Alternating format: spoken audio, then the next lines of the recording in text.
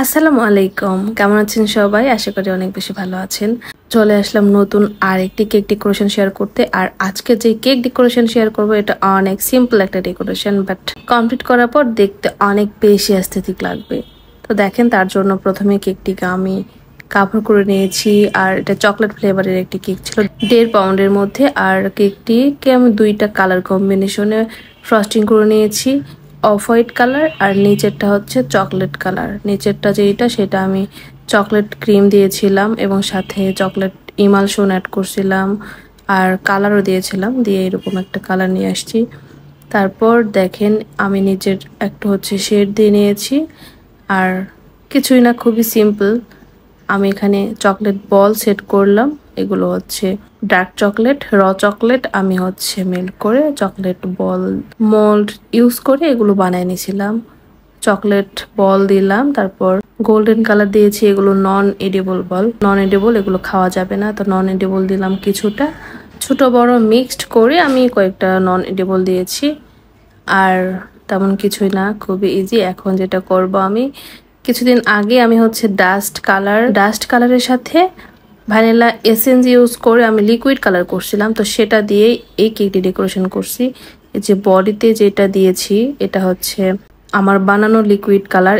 এখানে ভিডিও কেন জানি আমার স্কিপ হয়ে গেছে, বাট তারপর লাস্টে আবার একটু দেখে দিলাম কিভাবে দিয়েছি। মানে ব্রাশ দিয়ে জাস্ট এভাবে হাত দিয়ে একটু হচ্ছে ঝেড়ে ঝেড়ে এভাবে বডিতে কিছু লিকুইড কালার দিয়েছি। আর সেম কালার দিয়েই আমি কিন্তু এই যে কেকের বোর্ডে একটা নাম হবে, মানে ক্লায়েন্ট একটা নাম দিতে বলেছিল, সেই নামের উপরেও আমি গোল্ডেন কালার করে নিচ্ছি। আর এটা কিন্তু সেই বানানো যে কালার আমার সেই কালার। যদি কারো এটার মানে লিকুইড কালার কিভাবে বানাইছিলাম সেটার ভিডিও প্রয়োজন পড়ে বা দরকার বা কেউ দেখতে চান, তাহলে আমার প্রিভিয়াস ভিডিওগুলো একটু ভিজিট করবেন। প্রিভিয়াস ভিডিওতে আমি রিলসের মাধ্যমে ডাস্ট কালারকে লিকুইড কালার কিভাবে করেছিলাম সেটা দেখাই দিছি।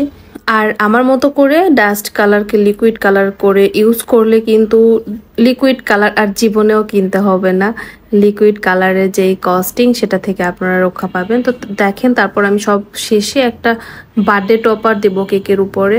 আমরা অনেকেই জানি না বার্থডে টপারের উপর একটা হচ্ছে এরকম পাতলা করে পলি থাকে, যেটা রিমুভ করার পর টপারটিকে কিন্তু আরো বেশি গ্লেজি লাগে।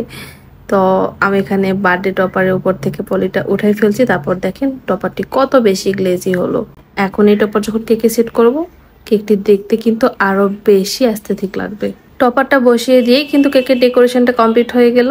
কেকটি যদিও খুবই সিম্পল, বাট দেখতে এত বেশি অ্যাস্থেটিক লাগছিল, মানে অনেক বেশি সুন্দর লাগছিল, অনেক বেশি স্মার্ট লাগছিল। কালার কম্বিনেশনটাও খুব ভালো লাগছিল। আপনাদের কার কাছে কেমন লাগছে অবশ্যই কমেন্ট সেকশনে জানাবেন।